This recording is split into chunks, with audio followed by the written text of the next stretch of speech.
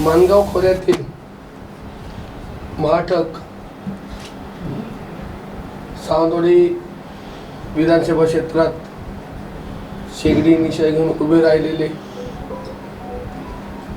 ज्यांना या जिल्ह्यामध्ये ज्यांची लँड माफिया म्हणून ओळख आहे त्याने एक नवीन प्रताप केलेला आहे आणि काही पोस्ट त्यांच्या कार्यकर्त्याकडनं जे पगारी नोकर आहेत त्यांच्या मार्फत व्हॉट्सअपला एक 4 ते 5 दिवस त्यांच्या पोस्ट व्हायरल होत आहेत। ती पहिली पोस्ट आहे की हा माझा शब्द आहे।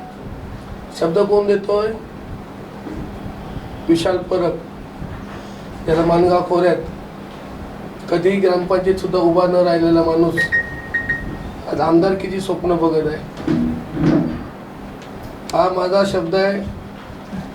बांदा हे शहर महाराष्ट्राचे प्रवेशद्वार, गेटवे ऑफ महाराष्ट्र अलौकिक रीतीने विकसित करणं, अशी त्याने पोस्ट केलेली आहे त्यांच्या कार्यकर्त्यांनी।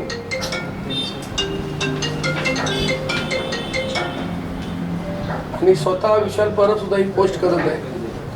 तर मला सांगायचं आहे की याचं टेंडर सुद्धा झालेलं आहे। जे दीपक भाईंनी मंजूर करून आणून त्याची वर्क ऑर्डर पण काढलेली आहे।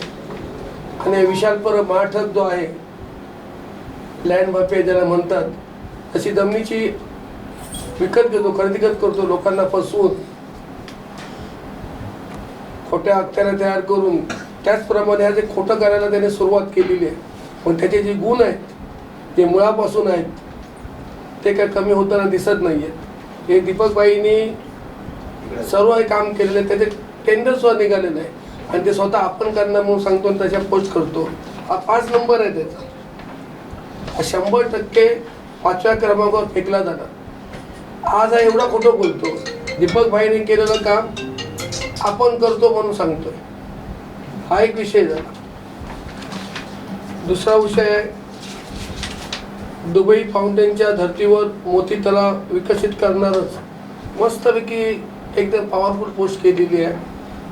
जसं भूलभुलैया, अलीबाबा 40 चोर, त्याच्यातला अलीबाबा आहे, विशाल परब म्हणजे अलीबाबा, आणि त्याच्यावर फिरणारे सगळे 40 चोर आहेत। आणि हे 40 चोर जे आहेत त्याच्यावरून 40 ते अशा प्रकारचे कारनामे करत आहेत आणि त्याची सुद्धा वर्क ऑर्डर दीपक भाईंनी केलेली आहे।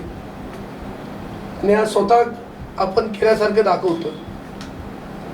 आणि मल्टी स्पेशालिटीचा विषय त्या पुऱ्या मतदारसंघाला माहिती आहे। राजकारणातील काही वादामुळे हा विषय थांबला होता, ते सुद्धा आपण करणार म्हणून सांगतो।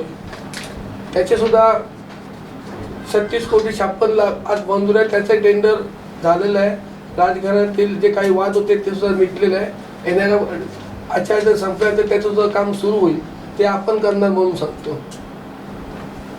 हे कुठच्या विचाराने हा माणूस चालला मला माहिती नाही। म्हणजे दीपक भाईंनी केलेली कामं आपण भविष्यात करणार, जी कामं झालेली आहेत ऑलरेडी, ज्याचे टेंडर झालेले आहेत, ती आपण करणार म्हणून सांगतो। त्याच्यामुळे हा अलीबाबा पासून जनतेने सावध राहावं। जमिनी गेल्यात, उरल्या सुरलेल्या काही जाऊ नये, याची जनतेने काळजी घ्यावी, असं या प्रसिद्ध माध्यमात मी सांगतो। एवढंच बोलायचं आहे। आणि तुम्हाला सांगतो, 13 ते 18 तारीखपर्यंत विशाल परब तो विशाल पर्व करतो ना, त्याची सालं काढण्याचे काम 13 ते 19 पर्यंत मी करणार आहे। सगळे त्याचे कारनामे 13 ते 19 पर्यंत सगळे मी उजेडात आणणार आहे। रोज प्रेस होईल, राजन देवीचे कारनामे आणि विशाल परबचे कारनामे, या दोघांचे कारनामे 13 ते 19 या 7 दिवसात रोज मीडिया समोर येऊन ते मी उघड करणार। अलीबाबा होता ते बरोबर, अलीबाबा तुम्ही बोलता माझा मित्र पण होता, त्याच्यात काही वावगं नाहीये।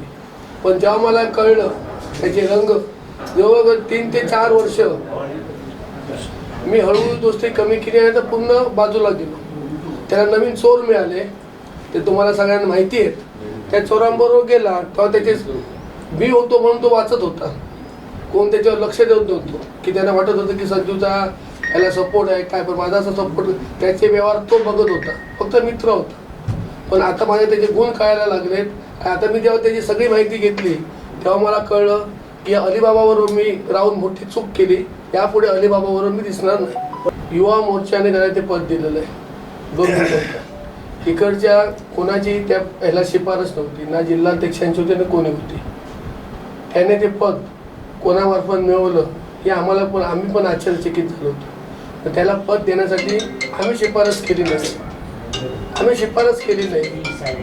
आणि तुम्ही जर 4-5 महिने बघता तो ज्या पद्धतीने मागतो त्या पद्धतीला मी आणि महेश सारंग जेव्हा आम्ही भाजपमध्ये होतो त्या दोघांनी त्या गोष्टीला मी विरोध केला. हे सगळेजण जाणतात, म्हणजे विषय कुठे नव्हता. आम्ही विरोध केला आणि त्याचा काय आम्हाला सहन करावं लागलं सगळ्या पत्रकार मित्रांना माहिती आहे.